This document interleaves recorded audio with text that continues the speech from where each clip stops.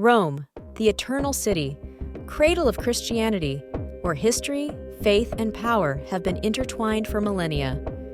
But behind the imposing facade of its sacred walls, there are secrets that few dare reveal. Today, we take you to discover one of the most disturbing and controversial cases in recent history, the disappearance of Emanuela Orlandi. An enigma that has shaken the Vatican, involved the Roman underworld, and raised questions about a possible international conspiracy. This is a story that combines mystery, fear, and conspiracy, and that even today, decades later, keeps millions of people in suspense. Emanuela Orlandi, a 15-year-old girl, mysteriously disappears on June 22, 1993 in Rome. What initially seems to be a case of disappearance soon becomes one of the most intricate and disturbing enigmas in Italian history. It involves the Vatican, the Banda della Maliana, the IOR, and even the attempted assassination of Pope John Paul II. June 22, 1983. A day like any other in Rome, the city is immersed in its daily routine. Emanuela Orlandi, a girl of only 15, leaves her home inside the Vatican to go to a flute lesson at a music school. A normal girl with the typical dreams of her age. But what was supposed to be a quiet afternoon turns into a nightmare for her family and, over time, for the entire nation. From that day on, Emanuela never returned home. The family began to worry from the early hours of the evening, when they did not see the young woman return. At first, they thought she had run away voluntarily, but as the hours passed, fear grew. Emanuela's father, Ercole Orlandi, an employee of the Vatican, and her mother, Maria Pizzano, alerted the authorities. The search began. Friends, relatives, and schoolmates were contacted, but no one seemed to know where she might have ended up. Hours turn into days, and the fear becomes unbearable. The Orlandi family, deeply rooted in the Vatican world, hopes that the authorities of the Holy See can intervene to find their daughter. But it is here that the mystery begins to thicken. The Vatican maintains an attitude of apparent detachment, a silence that seems deafening in the eyes of the family and public opinion. Why? Why does a girl, a Vatican citizen, disappear in the heart of Rome, and no one seems able or willing to provide answers? The first weeks of the investigation lead to vague and confusing leads. A witness claims to have seen Emanuela talking to a man in a black BMW near the bus stop. But who was that man? And why would Emanuela get into that car? The mystery deepens when, a few days after her disappearance, an anonymous phone call reaches the Orlandi family. The man on the phone claims to have Emanuela and offers a trade. In exchange for Mehmet Ali Alsia, the man who in 1981 had attempted to kill Pope John Paul II. One of the first theories is starting to take shape. The kidnapping of Emanuela Orlandi is linked to an international conspiracy to obtain the release of the Turkish terrorist. But this theory raises more questions than answers. Why kidnap Emanuela? What was her connection to this attack? Or was she just a pawn in a much larger game, where the Vatican, politics, and organized crime are intertwined in an intrigue of power? To better understand the context in which Emanuela's disappearance takes place, we must take a step back and analyze the connection with Mehmet Ali Alsia. On May 13, 1981, St. Peter's Square is packed with worshippers when suddenly shots are heard. Pope John Paul II, a charismatic and beloved figure, is hit by gunshots. The person responsible for the attack is Alsia, a Turkish terrorist linked to the Grey Wolves, an extremist organization. But who is behind the attack on the Pope? Only Alsia, or darker forces, perhaps linked to international secret services, Soviet forces, or even sectors of the Vatican? After being arrested, Alsia began to make ambiguous statements, claiming to be part of a much larger conspiracy. And here comes the theory of Emanuela's kidnapping as part of an exchange for her release. However, despite Alcia's statements and media speculation, there has never been any concrete evidence directly linking the girl's disappearance to the attack. As the months pass, a new trail begins to emerge, a trail that leads straight to the Roman underworld.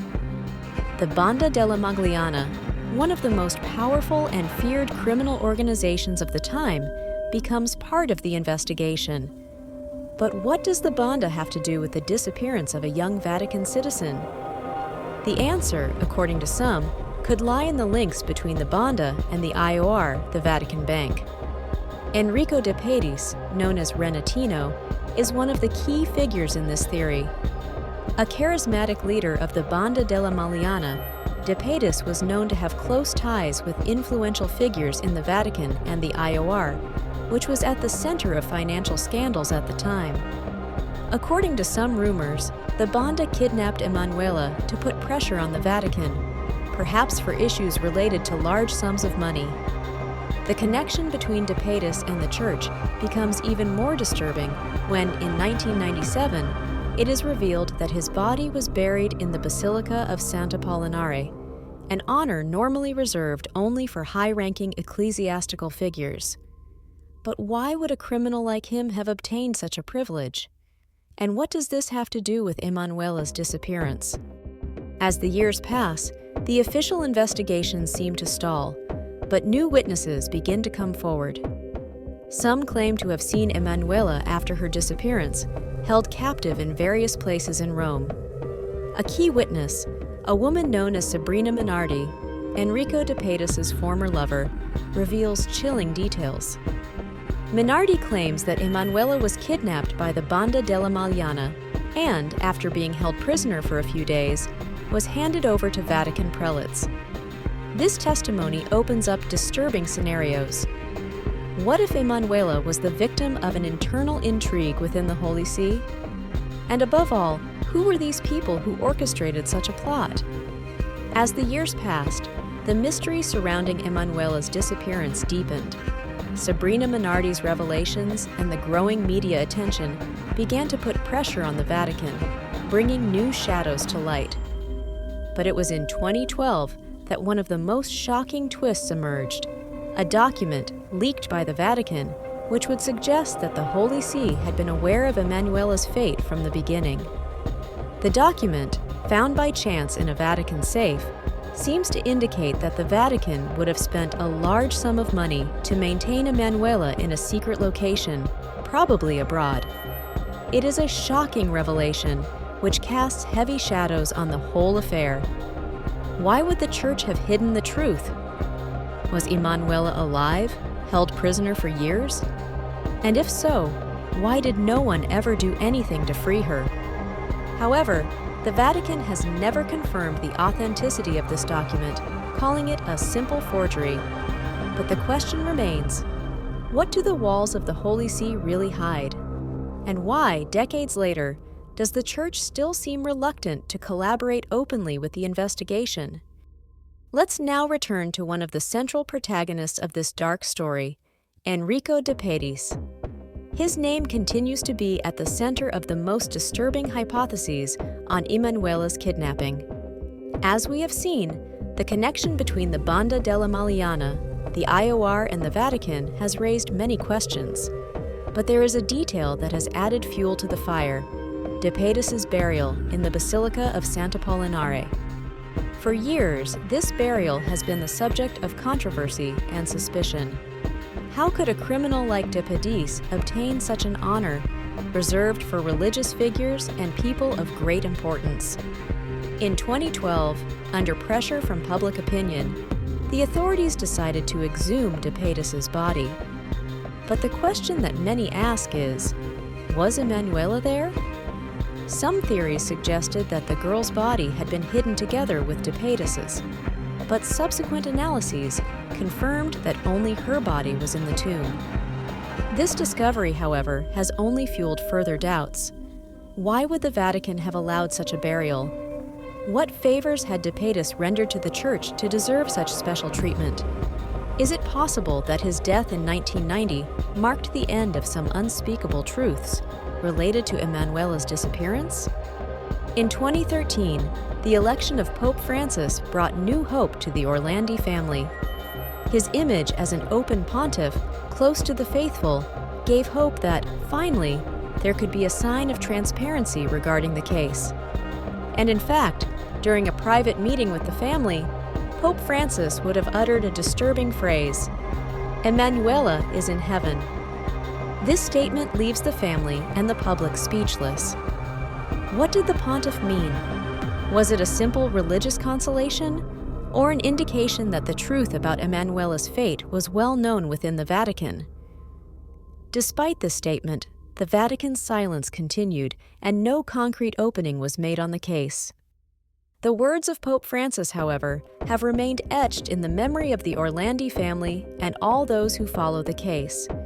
It is another piece in a puzzle of half-truths and silences, which continues to leave an unbridgeable void in the search for the truth. After nearly 4 decades, the Emanuela Orlandi case has become a veritable breeding ground for conspiracy theories.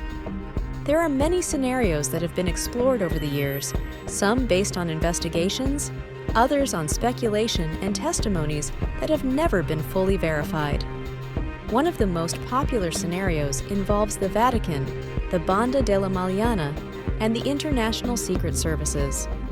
According to this theory, Emanuela was kidnapped as a bargaining chip to protect sensitive secrets related to the relationship between organized crime and the Vatican Bank. It is assumed that the IOR, then led by the controversial Cardinal Paul Marcinkus, was involved in a money laundering ring, and that Emanuela was used to put pressure on these powerful people. Marcinkus, an enigmatic and controversial figure, has long been suspected of being one of the key men in this intrigue. Born in the United States, he was one of the most influential people within the Vatican, and his connections to the financial world and the Banda della Maliana have raised no small amount of controversy. Marcinkus, however, has always denied any involvement in the Orlandi case, and until his death in 2006, he never revealed information that could clarify the affair. Other theories claim that Emanuela was the victim of a pedophilia network within the church, a theory that has never been officially confirmed. Testimonies and confessions from former priests and religious have suggested that systematic abuse was behind her disappearance, but these hypotheses have always been denied by the Vatican authorities. Despite the years that have passed, Emanuela's family has never stopped seeking justice. Pietro Orlandi, Emanuela's older brother, has become a public figure in Italy and abroad, dedicating his life to finding the truth about his sister's disappearance. He has carried out countless initiatives, from television appearances to meetings with politicians and officials, constantly asking the Vatican to clarify the matter. Over the years, several investigations have been reopened, but none of them have led to definitive results. Yet, hope has never faded. For the Orlandi family, the case is not only a question of justice for Emanuela, but also a battle to discover what dark forces may have manipulated the girl's destiny. Almost 40 years after that fateful day in June, the mystery of Emanuela Orlandi remains one of the darkest and most controversial cases in modern history. Intrigues of power, organized crime, financial scandals, and ecclesiastical silences are intertwined in a story that seems to have no end. There are questions that will probably never be answered. Who kidnapped Emanuela? Why was she chosen? And what secrets does the Vatican really keep? Every clue leads to new questions. Every discovery fuels further suspicions. But one thing is certain. As long as there are people ready to fight for the truth, the hope of shedding light on this case will never die. If you also believe that the truth must come out and that Emanuela Orlandi deserves justice, subscribe to the channel, leave a like, and share your opinions in the comments. Keep following me for other stories of unsolved mysteries, because the truth is out there, waiting to be discovered.